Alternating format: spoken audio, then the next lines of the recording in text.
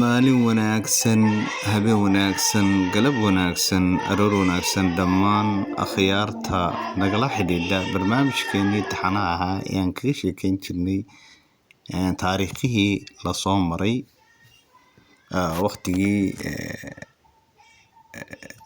middle age-ka ama waqtiyadii hore oo runtii waqtigii aan kasoo gudubnay oo ay ahayd taxaniheenii halkan aan ka taxaninay ka sheekaynay taariikhdeenii lasoo maray sababaha aan markaa taariikhda runtii ay muhiim tahay in waxyaabihii lasoo maray ay kulliba dadku iska ogaadaan aqoon ahaan iyo maskax ahaanna ay fiican tahay oo kulliba dadka ay faa'iido u tahay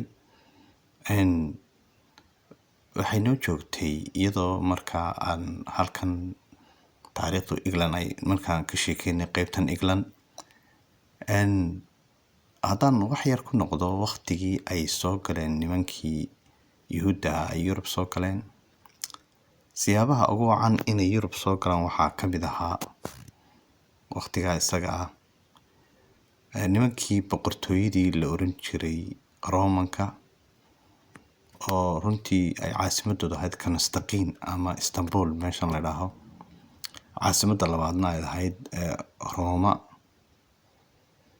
oo ilaa iyo Turkiga ilaa Ardul Sham Suuriya dhulka Ardul Sham Jordan Lebanon Falastiin ilaa iyo Turkiga ilaa iyo inta laga gaadhayo Spain ay gacanta ku hayeen boqortooyo fac weyn ay ahayd oo dee Nabi Ciise ay ka horeysay 165 baa la dhaabay Nabi Ciise taariikhdiisa ka horeysay waxaan idhahaan BC oo taariikhda BC waa B for Bravo C for Charlie iyo AD oo isticmaalaan wixii ka dambeeyay Nabi Ciise oo A for Alpha D for Delta marka xarfahaas isticmaalaan oo AD bay dhahaan markay wixii ka dambeeyay Nabi Ciise wixii ka horeeyay BC bay dhahaan taariikhda marka waqtigan isaga Nabi Maxamed taariikhdiisa ka hor oo 400 baa la dhahaa waqtiga ay ahayd 400 taariikhdu ama 390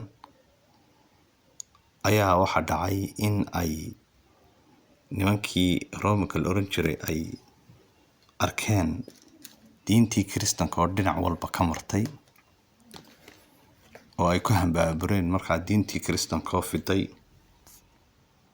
oo hareerahooda iyo dhinac walba ka martay waxay ka walaaceen ama warbahaar ku noqday in loogu yimaado boqortooyadooda si aan markaa boqortooyadooda loogu iman bay dhammaan dadkii u yeedheen isku soo shiriyeen waxay yidhaaheen ma Kristan baatiin haa bay yidhaaheen waayo annaguna waxaan rabnaa inaan diintan Kiristanka qaadano laakiin waxaan rabnaa horta macluumaad in la isku yeedho waxa la wixii shuyuukh ahaa ama wadaadadii Kiristanka si u dhamaayeen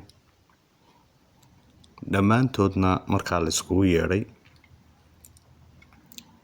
oo dee ay diintan waqtigaa ay ahayd diintii Injiilka ee Nabi Ciise loo soo dhiibay markaa culimadii markii loo yeedhay bay bal haddaba noo faafiya diinta Kiristanka waxyaabaha siday tahay macluumaadna siiya marka waa loo qeexay oo diintu siday ahayd bay ay u sheegeen culimadii meesha timi ama shuyuukhdii meesha isku yimi laakiin nin falalow oo ka yimi xaggan iyo Masar ayaa isagu wuxuu u sheegay wax khuraafaada halkan ay ka yidhaahaan inay Ciise aabba mu lahayn inankii Ilaahay ayuu ahaa, Ilaahay baa dhalay, Ilaahay baa ka hufan arrinkaasi, Ilaahay baa dhalo waa inankii Ilaahay. khuraafaadkaasu ninkaas ku dul akhriyay. marka boqortooyadii Roomanka way u riyaaqeen khuraafaadka, dhammaan shuuqdii kale oo dhanna korkay ka gooyeen. waxayna ninkan hala soo kaxeeyo, qasriga madaxtooyada hala keeno, hana la qoro waxaan uu sheegay oo dhan.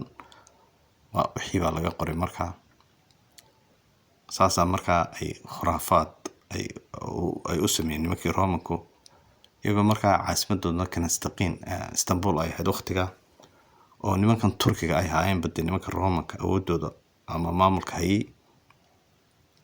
markaa kabacdi baa waxaa dhacay in khuraafaadka dadkii lagu khasbay inay taa qaataan, qofkii qaadan waayna la dili doono. shacbiyad taageertana ay heleen iyagu, sidaanay markaa ay ku noqdeen nimankii niman khuraafaadka aaminsan. kabacdi waxaa soo baxay in nimanka la yidhaaho Yuhuuddu ay ahaayeen nimankii ka dambeeyey dilkii Nebi Ciise ee ku salliday boqortooyadii Roomanka. oo Nebi Ciise calayhi salaam waatii uu ninku dabageli jiray. Yuhuuddana u tagtay boqortooyada, waxay dhahaan halkan waxaa jooga nin aan amradiinaba ku dhaqmin oo amro kala wada. dabeetana nin bay daba dhigeen iyagu nimankii Roomanku, oo meeshuu Ciise maraba basaasa. waxaan la idhaaho dee NSS-ta ama security-ga ama wax dee dabagal waxaa la idhaaho, meeshuu maraba dabagala oo dhegeysta, ama waxaan dhegeysta oo kale. waatii markaa ninkiisa u daba socday Nebi Ciise la dheelmiyey calayhi salaam, ninkiina suuraddii Nebi Ciise loo ekeysiiyey. waatan la qabtay, labada qamcoodna masaabiirta laga taagay, lugahana masaabiirta laga taagay. marka waa waxyaabaha ninkii khuraafaadka uu aada u hirgeliyey qoray bay ahayd, iyo dee dadkii oo badankooga ay dee saa u qaateen.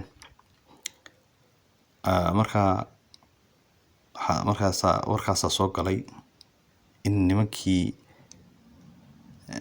Nebi Ciise basaasay ay nimankan ahaayeen Yuhuudda.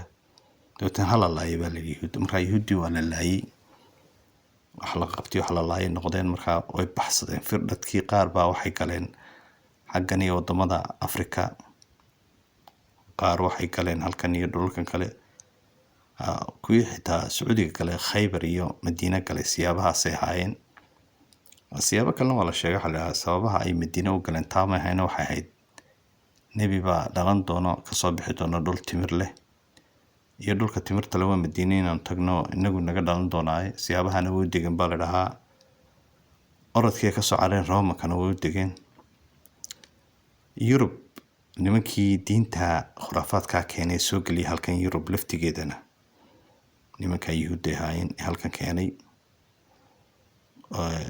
kitaabyadii oo la qoray keenay oo soo qoray oo dadkana ka dhaadhiciyay si aanay, maadaamay ka baqaynin in diintii xaqa ahayd ay soo noqoto, in khuraafaadkan dadkan nimanka cad la qaadsiiyo. iyagaana ka dambeeyey. siyaabahaasayna ahayd siyaabaha ay Yurub usoo galeen markii ay nimankii Roomanku iyo shacbi weynihii carabta iyo Turkida ay laayeen, iyo Roomankiiba ay sababahaasaa keenay markaa inay saa usoo galaan. marka waqtigaa garo oo waqtigaa 410kii ay soo galeen qaybtan England iyo Yurub inteeda kaleba. qaybaha dambe ayaan ku qaadan doonaa. sidaa iyo asalaamu calaykum waraxmatullaahi wabarakaatu. is arag dambe oo xiiso leh. nabadgelyo.